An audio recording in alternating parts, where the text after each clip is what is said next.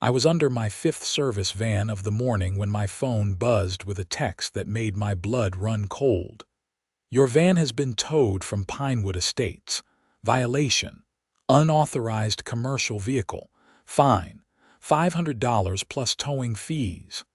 I slid out from under Mrs. Henderson's furnace so fast, I nearly cracked my skull on the exhaust pipe. My hands were shaking as I read the message again, trying to make sense of it. I was parked in front of 2847 Maple Drive in Pinewood Estates, a gated community in Naperville, Illinois, fixing a heating system that had died during a brutal February cold snap. The temperature outside was hovering around 5 degrees, with a wind chill that made it feel like -10. "Everything okay, Blake?" Mrs. Henderson called from upstairs. "I need to make a quick call," I shouted back, already dialing my shop. My business partner, Tommy, picked up on the second ring. "Blake Xander Heating and Cooling, this is Tommy." "They towed the van," I said, my voice tight. "I'm stranded at a job site with all my tools locked in the vehicle." "What? Who towed it?" "The HOA, apparently. Pinewood Estates." Tommy let out a low whistle. "That's the third time this month someone's complained about those people. Remember Jerry from Miller's Plumbing? He said they gave him hell about parking in someone's driveway for 20 minutes. I rubbed my forehead, feeling a headache coming on. "I've been servicing this community for 8 years, Tommy." 8 years without a single issue, and now they decide my clearly marked service van is an unauthorized commercial vehicle. "What do you need me to do? Can you bring the backup van? I've got 3 more calls scheduled in this neighborhood today, plus I need to finish Mrs. Henderson's furnace. And call the towing company to find out where they took my van." "On it. Give me 40 minutes." I hung up and trudged back downstairs to break the news to Mrs. Henderson. She was a sweet woman in her 70s who lived alone after her husband passed away last year. The kind of customer who always offered cookies and asked about my wife and kids. "Mrs. Henderson, I have a slight problem," I started. She appeared at the top of the basement stairs, concern etched on her face. "What's wrong, dear?" "The HOA had my van towed. My partner is bringing another vehicle, but it's going to delay things by about an hour. I'm really sorry about this." Her expression shifted from concern to outrage. "They towed your van while you're fixing my furnace. That's the most ridiculous thing I've ever heard. Apparently commercial vehicles aren't allowed to park on the street. But how else are service people supposed to work? This is insane." She pulled out her phone. "I'm calling Deborah right now." Deborah Mitchell. She's the HOA president. Moved here 2 years ago and has been making everyone's life miserable ever since. Last month, she fined the Johnsons because their Christmas lights were the wrong shade of white. I watched as Mrs. Henderson dialed, her fingers jabbing at the screen with surprising force for someone her age. The call connected, and I could hear a sharp voice answer on the other end. "Deborah, this is Patricia Henderson from Maple Drive. Yes, I'm calling about the heating repair van you had towed from in front of my house. No, I don't care about the rules. It's 5 degrees outside, my furnace is broken, and you just towed away the man trying to fix it. How exactly do you expect people to maintain their homes if service vehicles can't park here?" The voice on the other end rose in volume, though I couldn't make out the exact words. Mrs. Henderson's face grew redder. "I've lived in this community for 23 years, Deborah. 23 years before you showed up with your clipboard and your power trip. You know what? Fine. You want to play it this way. I'll remember this the next time you're up for re-election." She hung up and looked at me apologetically. "She says the rules are the rules, and there are no exceptions. You'll need to get a visitor parking pass for any future service calls, which apparently takes 3 business days to process and costs $50 per day." $50 per day. I couldn't believe what I was hearing. For a parking pass, it's highway robbery is what it is. I pulled out my phone and started scrolling through my schedule. Mrs. Henderson, I have 4 more appointments in Pinewood Estates today, plus 6 more scheduled over the next week. All of them are furnace repairs or maintenance. If they're going to tow my van every time I show up, I can't work here. You can't be serious. You're going to stop servicing Pinewood. I don't have a choice. I can't afford to pay towing fees and parking fines every time I try to do my job. I'm sorry, but after I finish your furnace today, I'll have to cancel my other appointments in this community. Mrs. Henderson sank into a chair, looking defeated. There are only 2 other heating companies that service this area, and they're both booked solid for weeks. Everyone's furnaces are breaking down in this cold snap. I know, I said quietly, and I'm sorry, but I have to think about my business. Tommy showed up 35 minutes later with the backup van, which thankfully had most of the parts I needed. I finished Mrs. Henderson's furnace repair, collected payment, and then spent the next hour on the phone canceling appointments and explaining the situation to increasingly frantic homeowners. The 4th call was to Brenda Martinez, a single mom with 3 kids under 10. Please, Mr. Xander, you can't cancel. My furnace died last night and it's freezing in here. The kids are sleeping in the living room by the fireplace. I'm so sorry, Mrs. Martinez. The HOA has made it impossible for me to work in your neighborhood. They towed my van this morning and threatened to do it again if I come back. But what am I supposed to do? Try calling Suburban Climate Control or Arctic Air Solutions. They might be able to fit you in. I already called them both. Suburban said they're booking 2 weeks out, and Arctic Air doesn't even answer their phone anymore. I closed my eyes, feeling terrible. I wish I could help. Maybe try explaining the situation to the HOA and see if they'll make an exception. The HOA doesn't make exceptions, she said bitterly. Last year they fined me because my son left his bike on the front lawn overnight. These people don't care about anything except their precious rules. After I hung up, Tommy and I drove to the impound lot to retrieve my van. The facility was a depressing stretch of chain-link fence and cracked asphalt on the outskirts of town. Inside the office, a bored-looking clerk barely glanced up from his phone. Towing fee is $250. Storage is $75 per day. It's only been here for 3 hours, I protested. Partial day counts as a full day. I handed over my credit card, seething. Who called in the tow? He checked his computer. HOA complaint. Says here it was reported by a Deborah Mitchell. Of course it was, Tommy muttered. We got my van back and drove to the shop, where I spent the rest of the afternoon fielding angry calls from Pinewood Estates residents. Word had spread fast that I was refusing to service the community, and people were panicking. The temperature was supposed to drop even lower overnight, with forecasts predicting wind chills of -20 by morning. My wife, Sarah, called around 6. Hey, honey, how was your day? Terrible, I said, launching into the whole story. Sarah was a lawyer, and I could practically hear her mind working as I talked. Blake, you need to document everything. Every text, every call, every receipt. If this escalates, you'll want a paper trail. You think it's going to escalate? An HOA towing a service vehicle during a cold snap when people's furnaces are breaking down. Yeah, I think there's a good chance this becomes a bigger problem.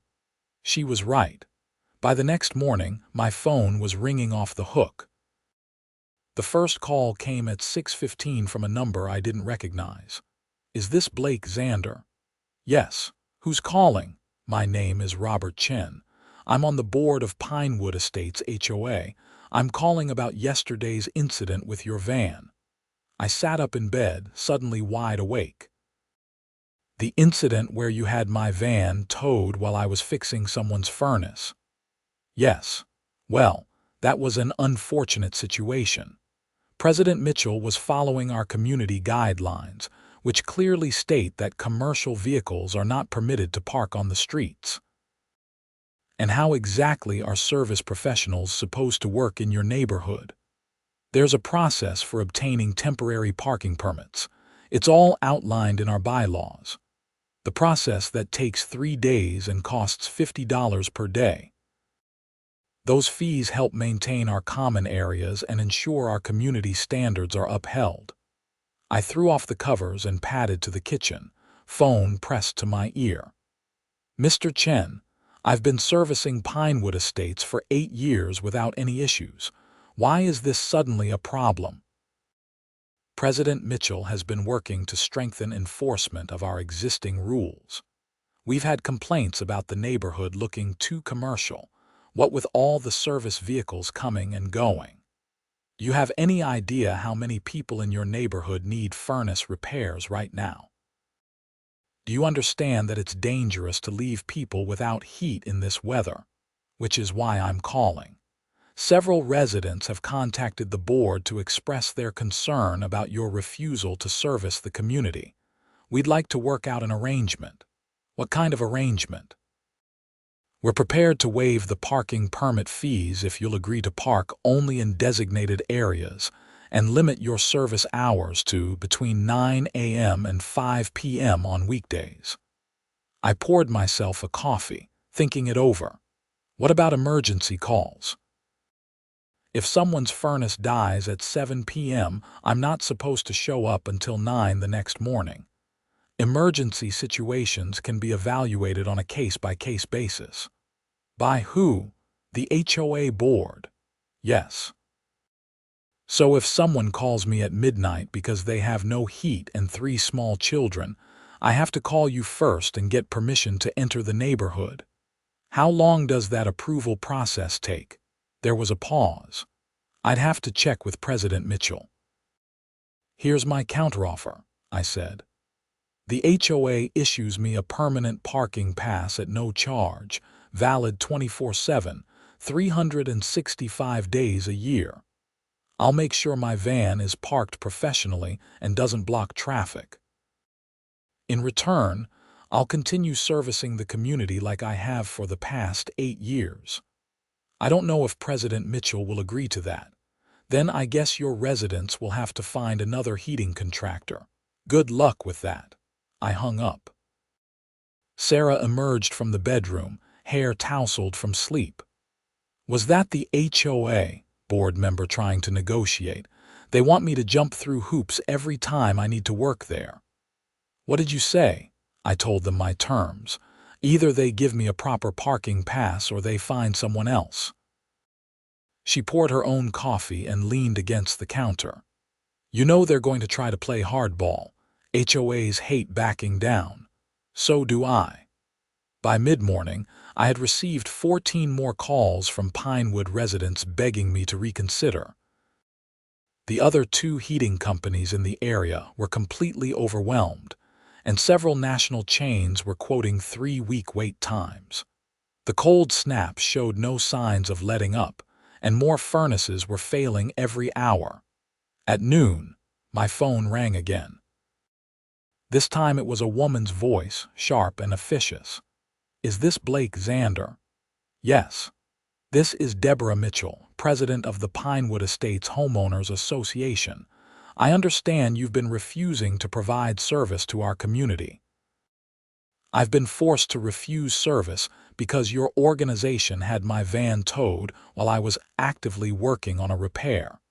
I can't do my job if my vehicle is being impounded. Our community standards exist for a reason, Mr. Xander.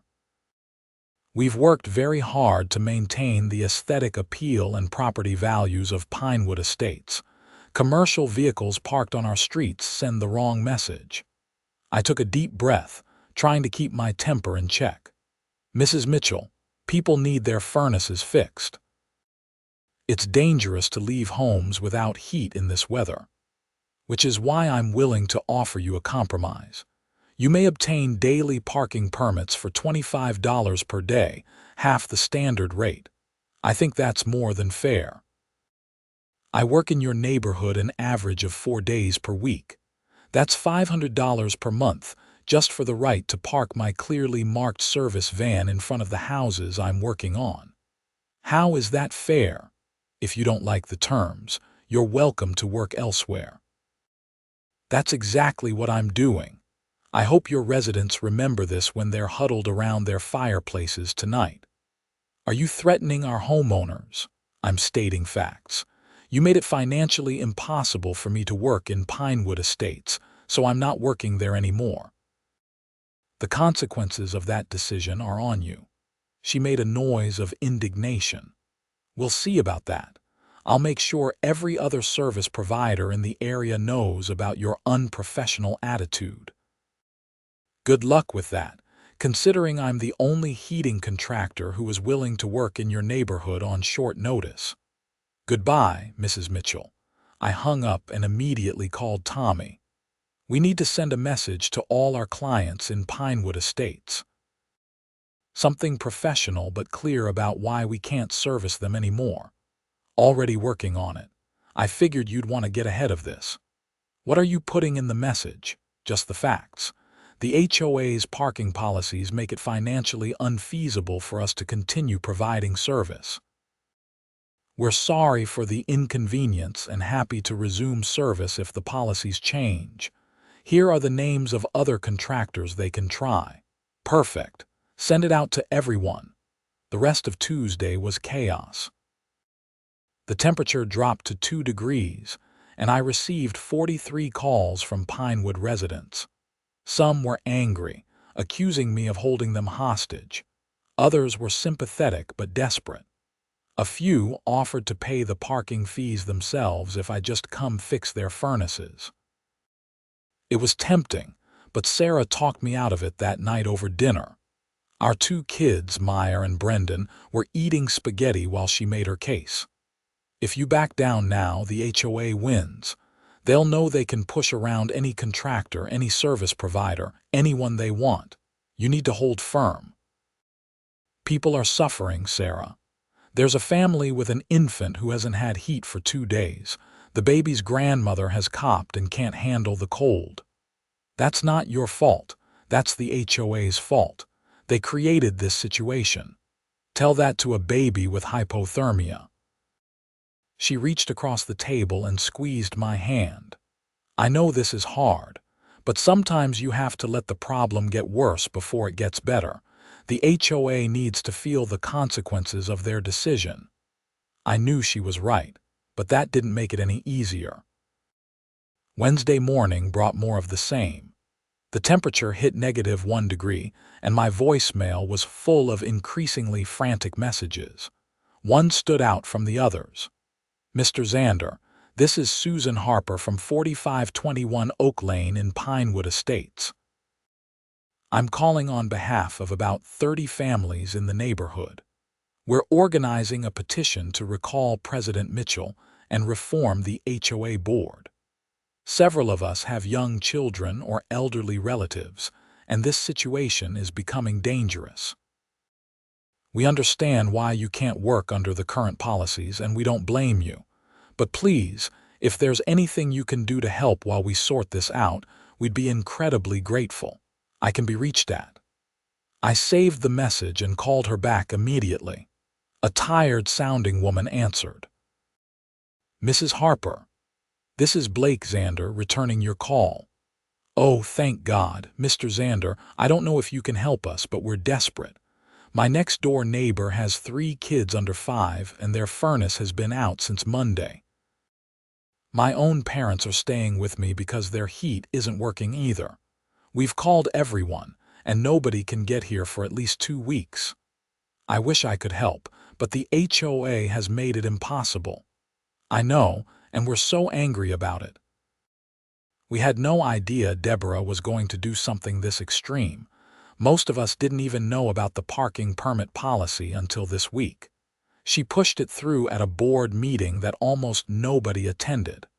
That was interesting. So the community wasn't aware of this policy change.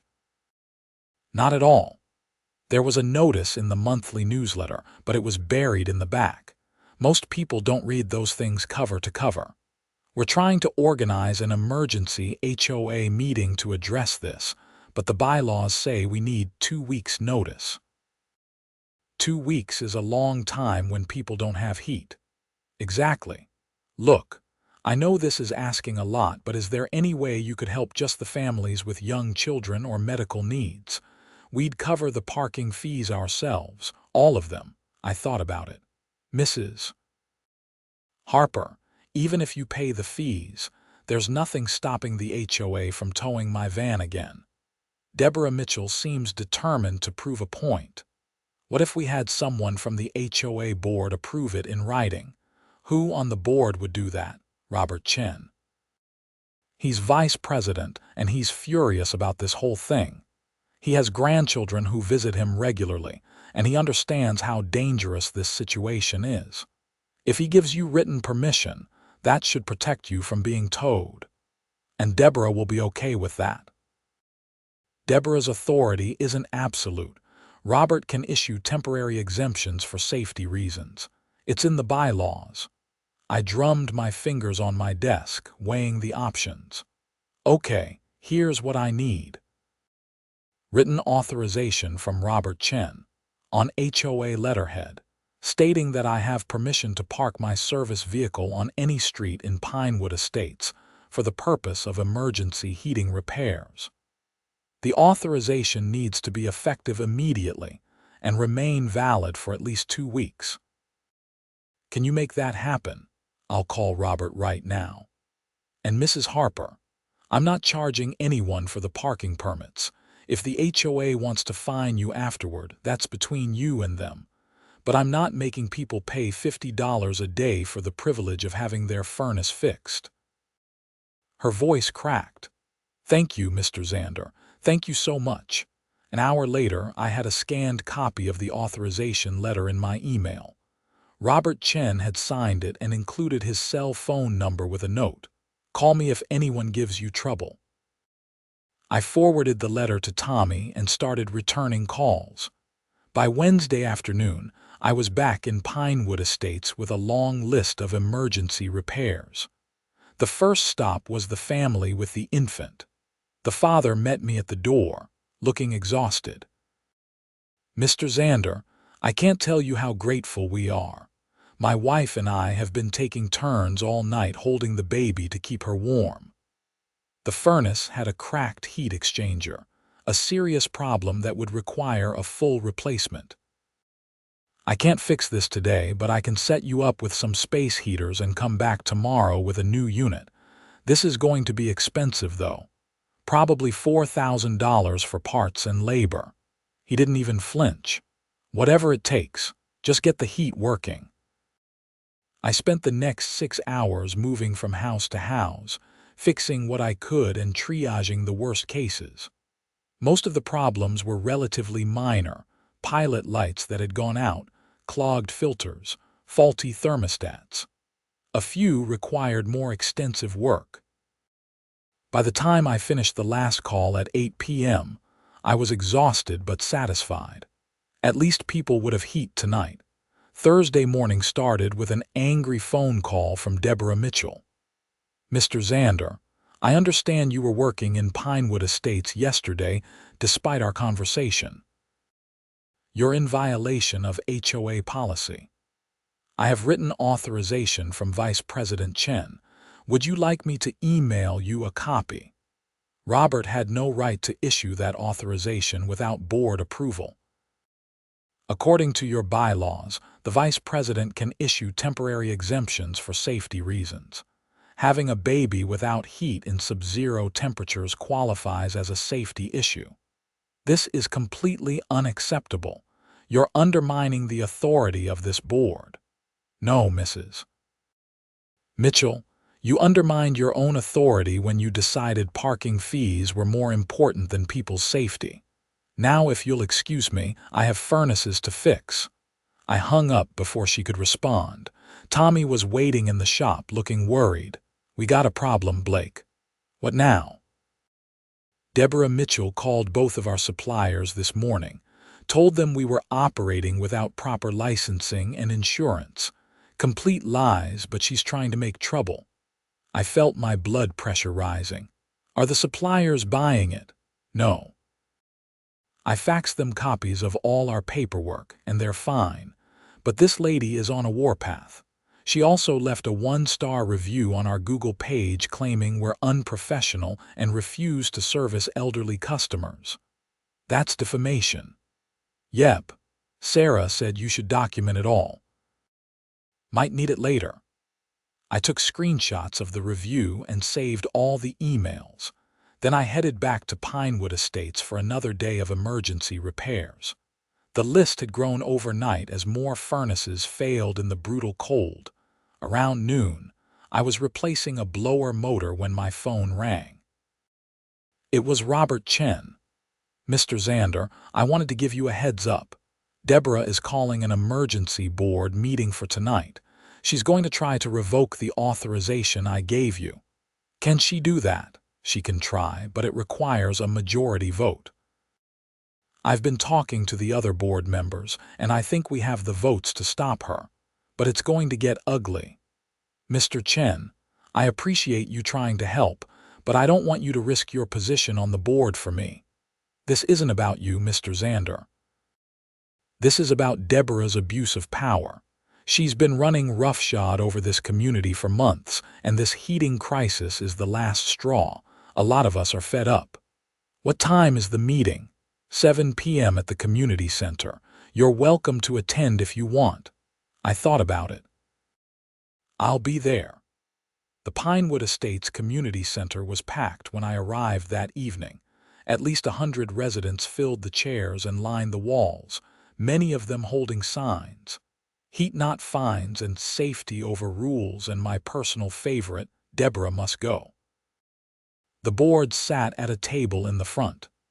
Deborah Mitchell was exactly what I expected, a perfectly coiffed woman in her early 50s with sharp features and an expression that could freeze water. Robert Chen sat to her right, looking determined. 3 other board members rounded out the table, their faces ranging from uncomfortable to openly hostile. Deborah called the meeting to order, her voice cutting through the noise. This emergency session has been called to address the unauthorized issuance of parking exemptions by Vice President Chen. As you all know, our community standards prohibit commercial vehicles from parking on residential streets without proper permits. Mr. Chen violated this policy by allowing a heating contractor to work without following the established process. The crowd erupted in boos and shouts. Someone yelled, "My kids were freezing." Deborah banged a gavel. "Order! We will have order or I'll clear this room." "You can't clear the room," someone shouted back. "This is a community meeting. We have a right to be here." Robert stood up. "Madam President, with all due respect, I acted within my authority as Vice President. The bylaws clearly state that safety exemptions can be issued by any board officer.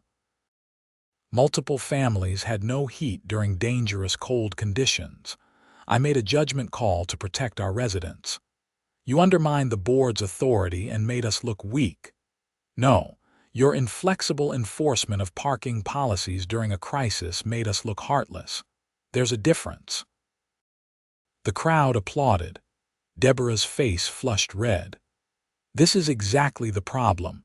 Everyone wants exceptions for themselves, but rules only work if they're enforced consistently. If we let contractors park wherever they want whenever they want, we might as well not have any standards at all." A woman stood up from the crowd.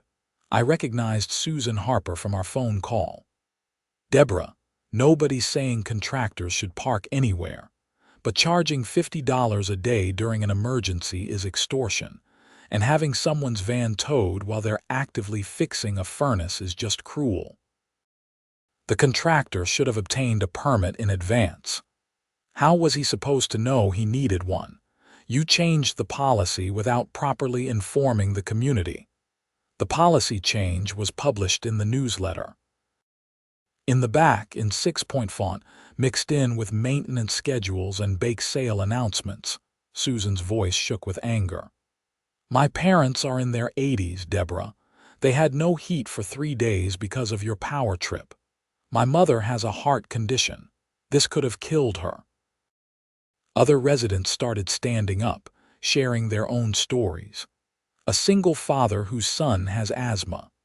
An elderly man who'd been hospitalized for hypothermia. A young couple whose pipes had frozen and burst, causing thousands of dollars in water damage. Deborah tried to maintain control, but she was losing the room. Finally, Robert called for a vote. I move that we suspend all parking permit fees for essential service vehicles, including heating, plumbing, and electrical contractors. Furthermore, I move that we issue a formal apology to Mr. Blake Xander for the wrongful towing of his vehicle and reimburse him for all associated costs. I second the motion, said one of the other board members, a middle-aged man with glasses. Deborah looked like she'd been slapped. This is highly irregular. So is leaving people without heat. All in favor, 4 hands went up. Only Deborah abstained. Motion carries, Robert said. Furthermore, I'm calling for a vote of no confidence in President Mitchell. The room fell silent. This was unprecedented. You can't do that, Deborah said, her voice rising. That requires a petition signed by 20% of the homeowners. I have it right here. Susan Harper walked to the front and placed a thick stack of papers on the table. 247 signatures. That's 38% of the community. I watched Deborah's face go through a series of emotions: shock, anger, denial, and finally something that might have been fear. She picked up the petition and flipped through the pages, her hands trembling slightly. This is a witch hunt, she said quietly. This is accountability, Robert replied. You've abused your position, Deborah. You've prioritized rules over people, aesthetics over safety, and your own authority over the well-being of this community. It's time for you to step down. I won't resign. Then we'll vote to remove you. All in favor of removing Deborah Mitchell as HOA president. 4 hands went up immediately. Deborah looked at each board member in turn, her expression a mixture of betrayal and rage. Fine, she said, standing abruptly. You want me gone, I'm gone. But don't come crying to me when property values tank because the neighborhood looks like a strip mall parking lot. She grabbed her purse and coat and stormed out. The room erupted in applause. Robert took over the meeting, his voice calm and steady. First order of business. Mr. Xander, we owe you an apology and reimbursement. If you'll provide the board with receipts for the towing fees and any other costs you incurred, we'll cut you a check within 7 business days. I stood up. I appreciate that, Mr. Chen. But what I'd really like is a written policy that makes sense. Something that protects the neighborhood's appearance without making it impossible for contractors to do their jobs. Agreed. I'd like to form a committee to review our parking policies. Mrs. Harper, would you be willing to chair that committee? Susan nodded. I'd be honored. The meeting continued for another hour, addressing various HOA issues that had been building up during Deborah's tenure. It turned out the parking permit situation was just the tip of the iceberg. She'd been fining residents for minor infractions, blocking reasonable accommodation requests, and generally making life miserable for anyone who questioned her authority. As people filed out, several residents came up to thank me personally. Mrs. Henderson gave me a hug. You did the right thing standing your ground. I just wanted to fix furnaces, I said. I didn't expect any of this. Sometimes doing the right thing means standing up to bullies. Deborah needed to be stopped. Over the next few days, things slowly returned to normal. I finished all the emergency repairs in Pinewood Estates, and the weather finally started warming up. The HOA sent me a check for $325, covering the towing fees and storage costs. Robert Chen was elected as the new HOA president, and Susan Harper joined the board. Their first action was to overhaul the parking policies, creating a simple one-page form that contractors could fill out online. No fees, no waiting periods, just basic information about what work was being done and where the vehicle would be parked. I thought that was the end of it. I was wrong. 2 weeks after the emergency meeting, I got a call from a number I didn't recognize. A man's voice, official sounding. "Is this Blake Xander?" "Yes." "This is Detective Marcus Johnson with the Naperville Police Department. I need to ask you some questions about an incident at Pinewood Estates." My stomach dropped. "What kind of incident?" "Do you know a Deborah Mitchell?" "Yes, she was the HOA president. She had my van towed a few weeks ago." "Can you come down to the station? I'd rather discuss this in person." I called Sarah immediately. As a lawyer, she insisted on coming with me. We met at the police station an hour later, both of us confused and worried. Detective Johnson was a tall man in his 40s with a no-nonsense demeanor. He led us to a small interview room and pulled out a notepad. "Mr. Xander, I want to be clear. You're not in any trouble. We're investigating Deborah Mitchell for embezzlement and fraud related to her position as HOA president." "Embezzlement?" "Yes. After she was removed from office, the new board conducted an audit of the HOA's finances. They found some significant discrepancies. We're talking about over $60,000 in missing funds." Sarah leaned forward. "What does this have to do with my husband? We're trying to establish a timeline of Mrs. Mitchell's activities and behavior. Several people have mentioned the incident with Mr. Xander's van as an example of her increasingly erratic conduct. We're interviewing everyone who had recent conflicts with her." I spent the next 30 minutes walking through everything that had happened. The towing, the phone calls, the emergency board meeting, all of it. Detective Johnson took detailed notes. "Did Mrs. Mitchell ever mention financial problems?" he asked. "No, we barely spoke. The only conversations we had were about the parking situation." "What about the parking permit fees? Did you ever pay any money to the HOA?" "No, I refused, but she was trying to charge $50 per day." "Do you know if other contractors paid those fees?" "I have no idea." Detective Johnson closed his notepad. "Thank you for your time, Mr. Xander. We may need to follow up with you later." "Detective, what exactly did Deborah do?" He hesitated, then seemed to decide we could be trusted. "Based on our investigation so far, it appears she created several fake vendors and submitted invoices for services that were never performed. The parking permit policy was real, but she was pocketing the fees instead of depositing them in the HOA account. She also appears to have inflated costs for legitimate expenses and kept the difference. The audit found dozens of irregularities over the past 18 months. $60,000, Sarah said. "That's not a crime of opportunity. That's systematic theft." "Exactly. We're building a case for multiple counts of embezzlement, fraud, and theft by deception. With the amount involved, she's looking at serious prison time if convicted." As we left the police station, I felt a strange mix of vindication and sadness. Deborah Mitchell had made my life difficult for a few weeks, but she'd also betrayed the trust of an entire community. The people who'd elected her paid their HOA dues in good faith and trusted her to manage their neighborhood. "She must have been desperate," Sarah said as we drove home.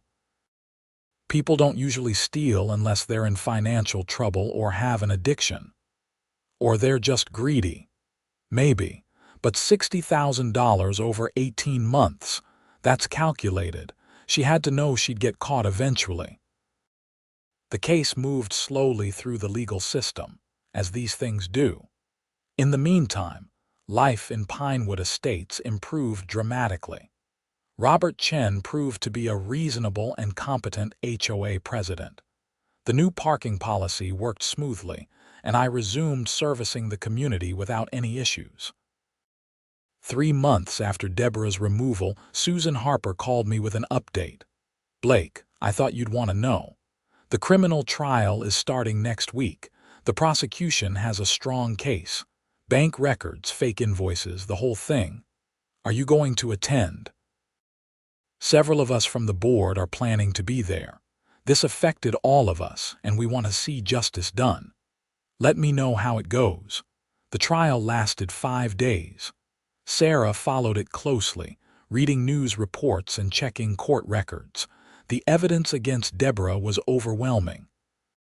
The prosecution showed how she'd systematically stolen from the HOA over 18 months, using increasingly bold schemes. The parking permit fees were just one small part of it. She'd also billed the HOA for landscaping services from a company that didn't exist, submitted false invoices for snow removal, and even charged the community for legal consultations with her own cousin, who wasn't a lawyer and had done no work. The defense tried to argue that Deborah had intended to pay the money back, that she'd been dealing with medical bills from her husband's cancer treatment. But the prosecution proved she'd spent most of the money on luxury items, designer handbags, expensive dinners, a vacation to Hawaii. The jury deliberated for less than 3 hours, guilty on all counts. At sentencing 2 weeks later, the judge was not sympathetic. "Mrs. Mitchell, you held a position of trust in your community. People elected you to manage their resources and protect their interests. Instead, you systematically stole from them. This wasn't a momentary lapse in judgment. This was calculated, ongoing theft from your neighbors." Deborah stood at the defense table, her face pale and drawn. She looked nothing like the sharp, confident woman who'd called to berate me about parking permits. "Taking into account the amount stolen, the duration of the offense, and the betrayal of community trust, I'm sentencing you to 4 years in state prison, followed by 3 years of supervised probation. You'll also be required to make full restitution of $63,422 to the Pinewood Estates Homeowners Association. 4 years. I heard about the sentence from Susan Harper, who'd attended with several other board members. How did she react? I asked.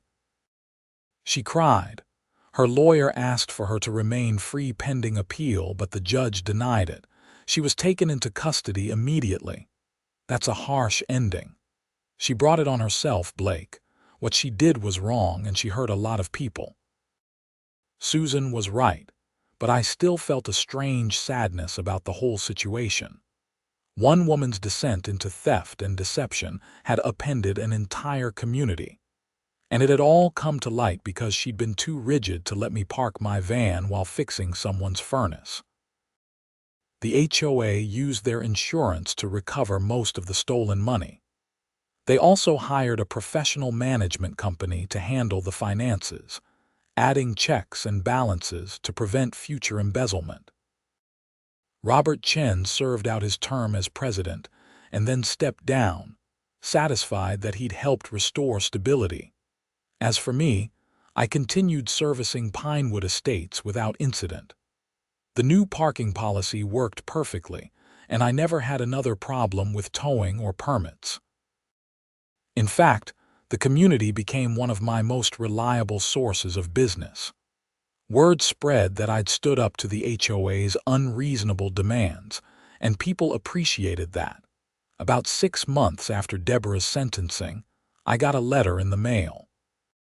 It was from the Illinois State Prison, handwritten on standard prison stationery. "Dear Mr. Xander, you don't know me, but I need to apologize to you. My name is Deborah Mitchell, and I'm the former president of the Pinewood Estates HOA. I'm writing from prison, where I'm serving time for embezzling from the community I was supposed to serve. I want you to know that having your van towed was wrong. You were doing your job, helping people, and I made that harder because I was obsessed with enforcing rules. The truth is, I was scared that people were going to discover what I'd been doing, and I was lashing out at everyone. I thought if I was strict enough about small things, nobody would look too closely at the big things. That was stupid and wrong. You didn't deserve to be treated that way, and neither did the residents of Pinewood. I hope you can forgive me someday. I hope everyone can. I know I have a long road ahead to make amends, but I wanted to start by apologizing to the people I hurt. I'm sorry. Sincerely, Deborah Mitchell. I showed the letter to Sarah that night. She read it twice, her expression thoughtful. "What are you going to do?" she asked. "What do you mean, are you going to write back? I hadn't even considered it." "I don't know, should I? That's up to you." She's clearly trying to take responsibility for what she did. Whether that's genuine remorse or just part of her prison rehabilitation program, I couldn't say. I thought about it for a few days. Finally, I sat down and wrote a short response. "Dear Mrs. Mitchell, thank you for your letter and your apology. I accept it. What you did was wrong, but I believe people can change and grow from their mistakes. I hope you use your time in prison to reflect on what led you down this path and come out better for it. The community you hurt is healing and moving forward. I hope someday you can too. Sincerely, Blake Xander." I never heard back from her, and I didn't expect to. But sending that letter felt like closing a chapter on a strange and difficult period of my life. The story eventually became something of a legend in the local contractor community. Whenever someone complained about difficult HOA rules, someone else would inevitably say, "Yeah, but at least they didn't tow your van and end up in prison for embezzlement."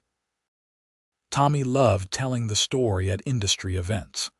Blake stood his ground, the community rallied behind him, and the corrupt HOA president went to jail.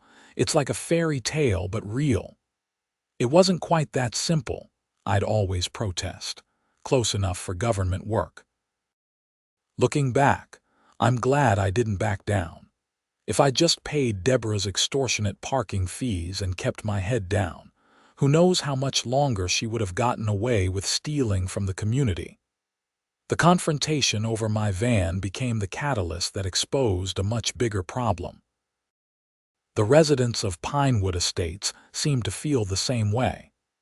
At the next HOA election, they voted to rename the community center the Robert Chen Community Center, in honor of the man who'd stood up to corruption.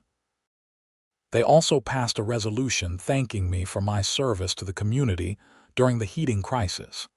Mrs. Henderson invited me to the dedication ceremony. I brought Sarah and the kids, and we enjoyed cake and speeches celebrating the community's recovery.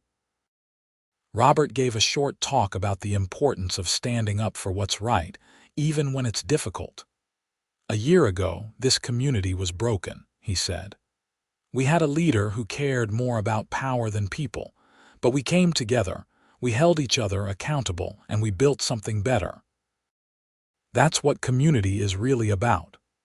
As I stood there listening, holding my daughter's hand while my son ate his third piece of cake, I felt a deep sense of satisfaction.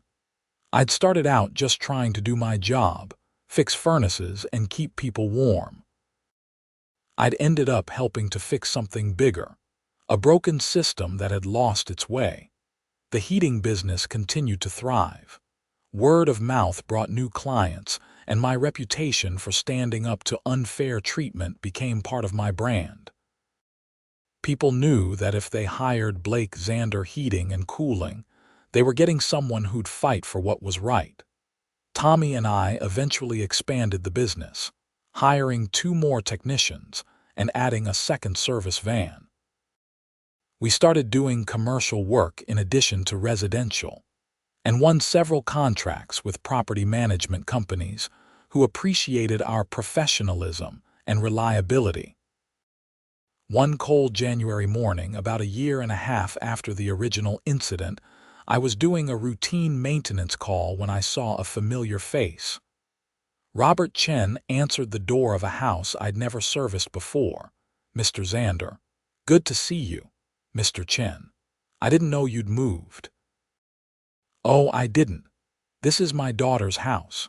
She just bought it last month, and I told her she needed to get the furnace serviced before winter really hits."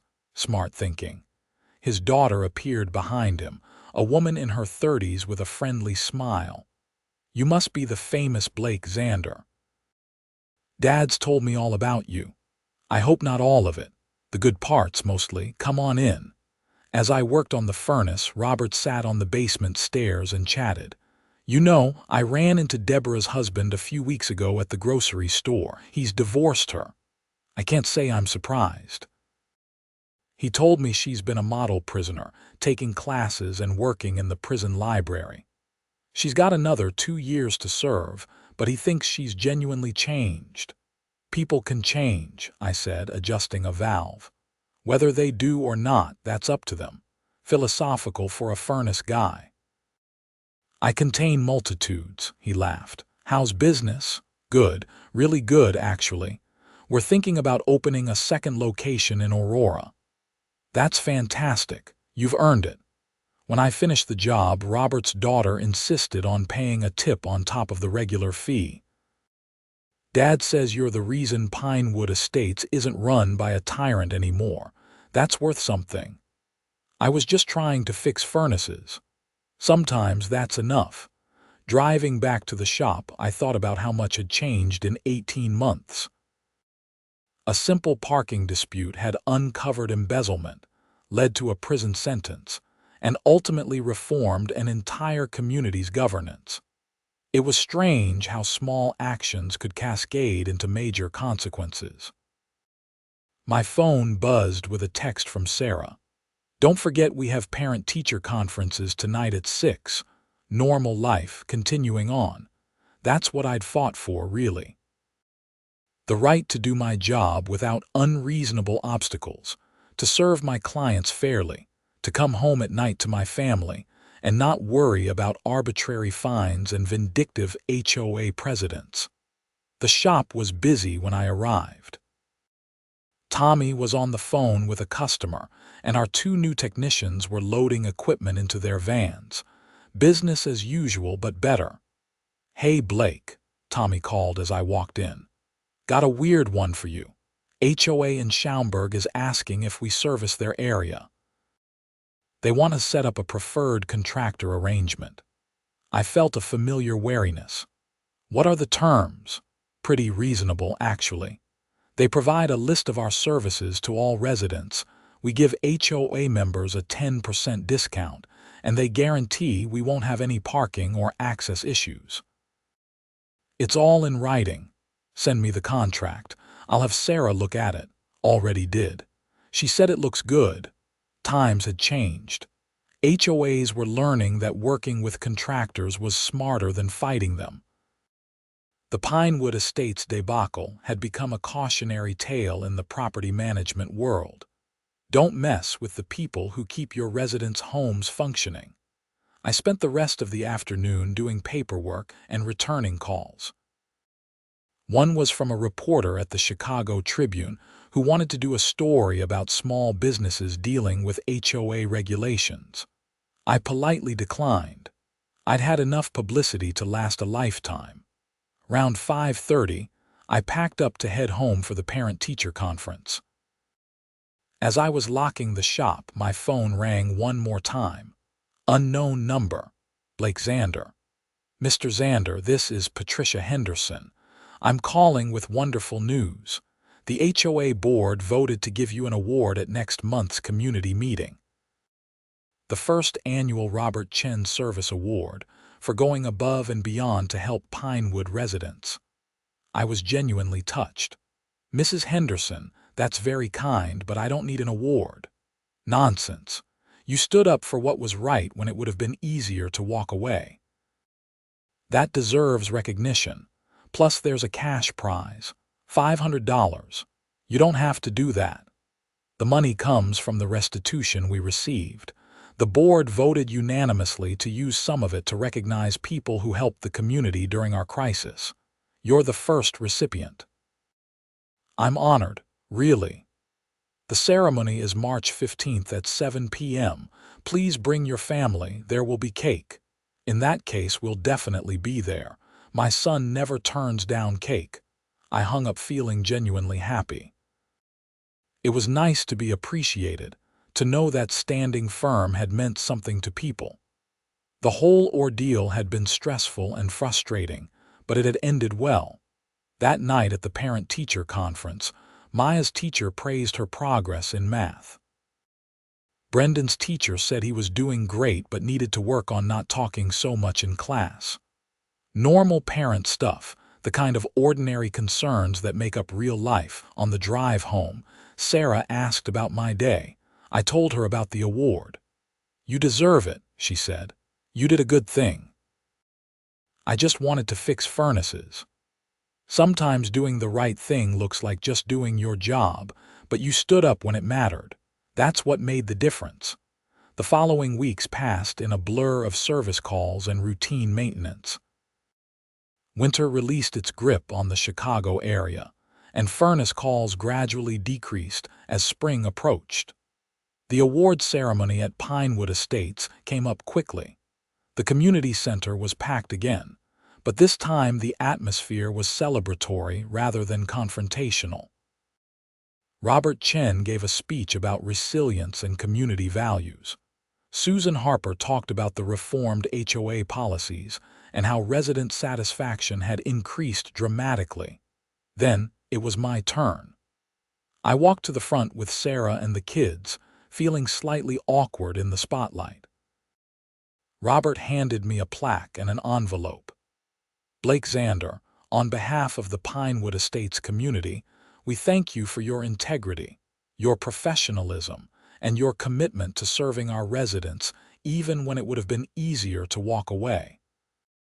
You reminded us that rules should serve people, not the other way around. Thank you."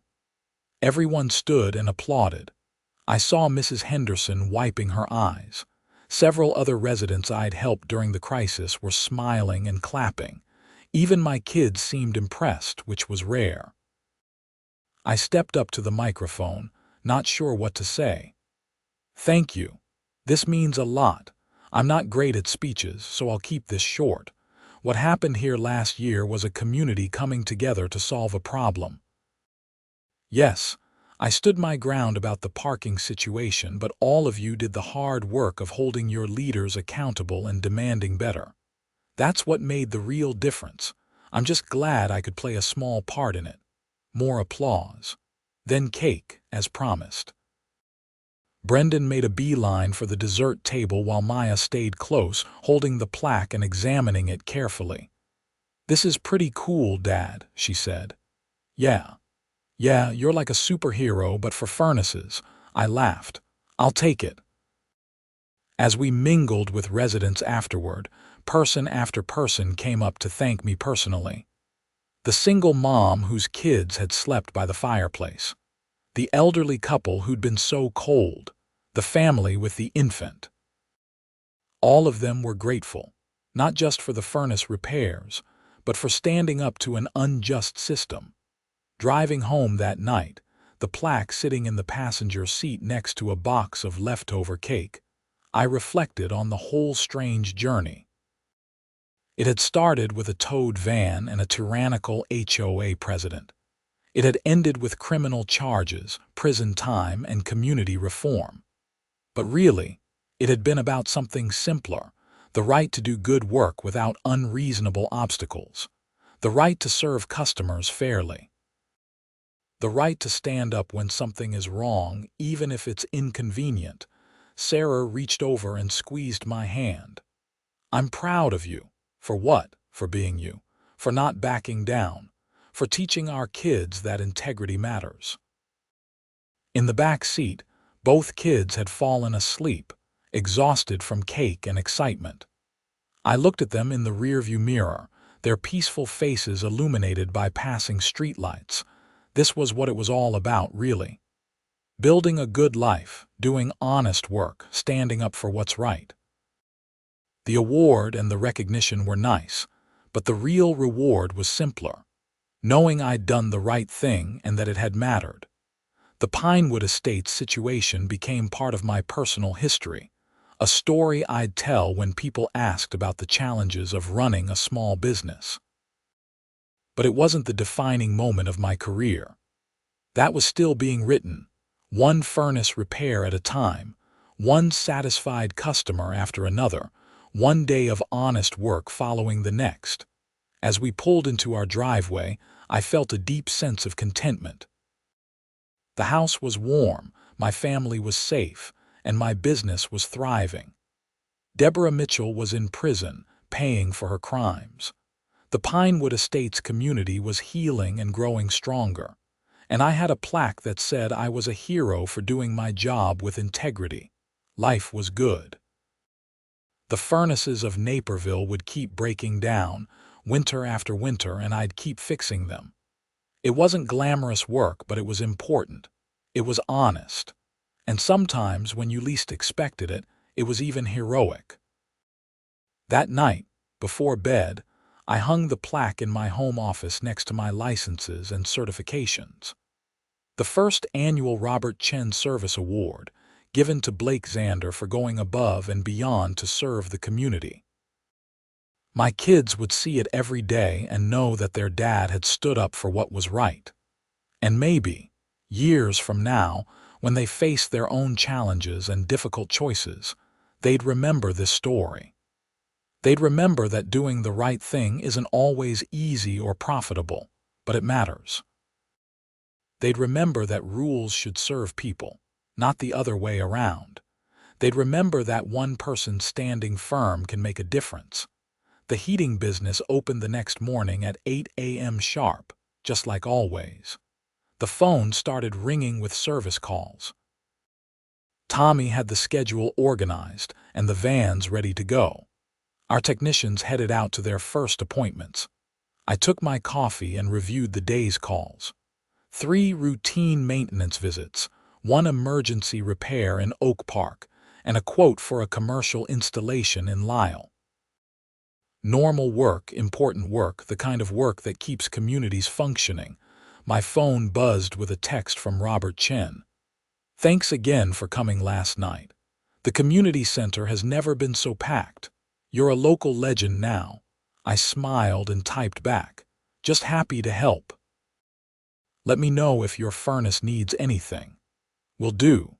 And Blake, thank you for reminding us what integrity looks like." I pocketed my phone and headed out to the first call of the day. The sun was shining, the temperature was mild, and I had a van full of tools and a day full of furnaces to fix. Life was good. The Pinewood Estates story had taught me something important. Standing up for what's right isn't just about big, dramatic moments. It's about the accumulation of small choices, day after day, to do things honestly and fairly even when it costs you something. Deborah Mitchell had made different choices. She'd chosen shortcuts and selfishness, and it had destroyed her life. But her downfall had created space for something better to grow. The community she'd tried to control with rigid rules and fear was now thriving under leadership that actually cared about people. And me. I was just a furnace guy who'd refused to back down from unfair treatment. But sometimes that's enough. Sometimes standing your ground in the face of unreasonable demands is exactly what the world needs. The first appointment was a routine maintenance call in Wheaton. The homeowner, a friendly woman in her 40s, answered the door with a smile. "You're Blake Xander. My neighbor in Pinewood Estates told me about you, said you're the best in the business. I just try to do good work." "Well, I'm glad you're here. Come on in." As I headed down to her basement, toolbox in hand, I felt that familiar sense of purpose. This was my calling, my contribution to the world. Keeping people warm, keeping systems running, solving problems one furnace at a time. It wasn't glamorous, but it was honest. It was important. And every once in a while, when HOA presidents went rogue and communities needed someone to stand firm, It was even a little bit heroic. The furnace hummed to life after a quick filter change and adjustment. The homeowner was happy. Another job well done. Another small victory in the ongoing work of keeping the world running smoothly. I climbed the basement stairs, ready for the next call, the next challenge, the next opportunity to do good work with integrity. The Pinewood Estates story would fade into local legend, but the lessons would remain. Stand up for what's right. Serve people honestly. Don't back down from bullies, whether they wield gavels or badges or rule books, and always, always keep the furnaces running. Because in the end, that's what really matters. People staying warm, communities functioning, life continuing in all its ordinary, extraordinary glory.